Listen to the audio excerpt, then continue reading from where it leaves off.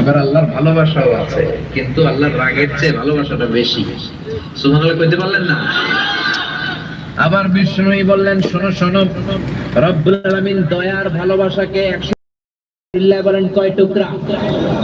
100 টুকরা দয়ার ভালোবাসা দেন, 99 টুকরা দয়ার ভালোবাসা রব্বুল আলামিন নিজের মধ্যে রেখে দিলেন। গোটা বিশ্বের সবার মধ্যে রব্বুল আলামিন এক টুকরা ভালোবাসা ঢেলে দিলেন। ওই এক টুকরা ভালোবাসার ছিটে ফোঁটা আমি পেয়েছি, হুজুর পেয়েছে, হুজুর পেয়েছে, আপনি পেয়েছেন, আপনি পেয়েছেন, আপনারা সবাই পেয়েছেন।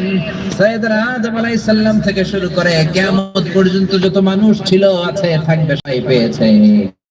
যত পাখি আছে তারাও পেয়েছে, যত মাছ আছে তারাও পেয়েছে। এক টুকরা আমরা সবাই ভাগে যোগে পাইছি।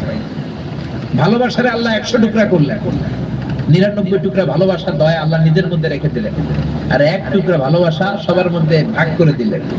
ওই ভালোবাসার খেলায় পৃথিবীতে ভালোবাসার নাটক গান এর কোনো শেষ নাই। চিল্লা এখন ঠিক কিনা? ভালোবাসবো বাসবো রে বন্ধু, আছে না নাই? তোমায় যতনে, কত ভালোবাসার গান। আবার ভালোবাসার জন্য আমরা বিশ্ব ভালোবাসা দিবসও বানাইছি, বিশ্ব ঠেলাঠেলি দিবস। কবে এটা? হ্যাঁ, সর্বনাশ, শুরু হয়ে গেছে। এটার সাথে মুসলমানদের কোনো সম্পর্ক নাই। আমাদের সূর্য বছর হিসেবে 365 দিনই ভালোবাসা। আমার সকালেও ভালোবাসা, দুপুরেও ভালোবাসা, রাতেও ভালোবাসা। আমাদের সারা জীবন ভালোবাসাবাসী। চিল্লা এখন ঠিক কিনা? যাদের জীবনে ভালোবাসা নাই তারা ঘটা করে বছরে একটা দিন ভালোবাসা করার সাজ করে। আর আমরা যারা মুসলমান, প্রতিক্ষণে প্রতি মুহূর্তে আমাদের ভালোবাসা আছে না নাই?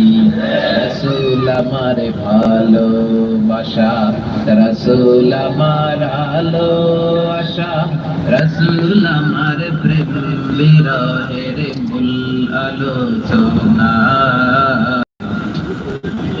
তোমার কাজে কর্মে প্রেরণা। চিল্লায় বলেন ঠিক কিনা? এজন্য রাব্বুল আলামিন বললেন, গোলাম ভালোবাসারে আমি 100 টুকরা করলাম, 99 টুকরা ভালোবাসা আমি আল্লাহ নিজের মধ্যে রেখে দিলাম, আর গোটা বিশ্বের সবার মধ্যে এক টুকরা ভালোবাসা রেখে দিলাম। দেখেন ওই এক টুকরা ভালোবাসার জন্য কত ভালোবাসার গান পৃথিবীতে, কত ভালোবাসাবাসী। মুরগির বাচ্চা যখন চিল নেওয়ার জন্য ছোঁ মারে, দেখবেন মা মুরগিটা লাফ দিয়ে পড়ে, চিলের সাথে যুদ্ধ করতে যায়। ওই মা মুরগির পেটের ভিতরে এত ভালোবাসা ঢুকিয়ে দিয়েছে কে?